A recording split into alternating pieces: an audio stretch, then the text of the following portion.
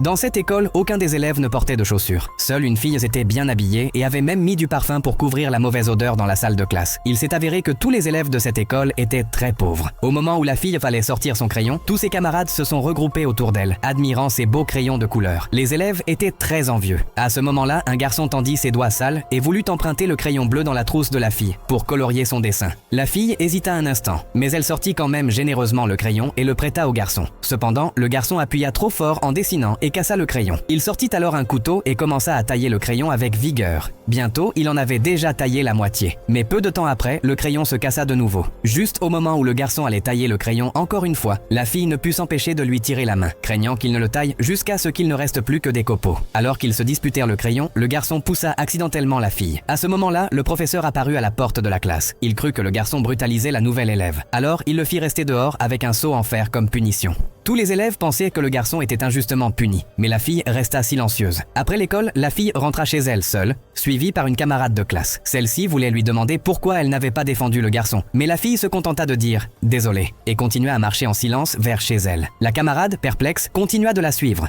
Soudain, la fille s'arrêta. Elle avait peur du chien de son voisin. Mais la camarade le trouvait très mignon. La fille en profita pour courir chez elle et invita la camarade à entrer. Il y avait plusieurs sortes de fleurs dans le jardin de la fille et un escalier menait à la chambre à l'intérieur de la maison. La camarade était très curieuse de tout ce qu'elle voyait. Pour la remercier, la fille lui offrit un verre de lait glacé. En même temps, la camarade remarqua que le réfrigérateur fonctionnait au gaz. Chez elle, on devait encore utiliser de la glace pour conserver les aliments. Le lendemain, la camarade invita la fille chez elle. Après lui avoir présenté sa famille, elle lui montra sa cachette secrète dans le paradis des insectes. En invitée, la fille l'apporta une boîte de chocolat fourrée à la liqueur. En voyant un cadeau aussi délicieux, la petite sœur de la camarade était très excitée et commença à manger dès qu'elle ouvrit le paquet. Mais elles ne remarquèrent pas que le doux chocolat contenait de l'alcool. Sous l'effet de l'alcool, la fille révéla son secret caché. Il s'avéra que sa mère était décédée il n'y a pas longtemps et que son père l'avait amenée ici. Le parfum qu'elle utilisait souvent portait l'odeur de sa mère et la boîte de crayons de couleur était aussi un cadeau de sa mère.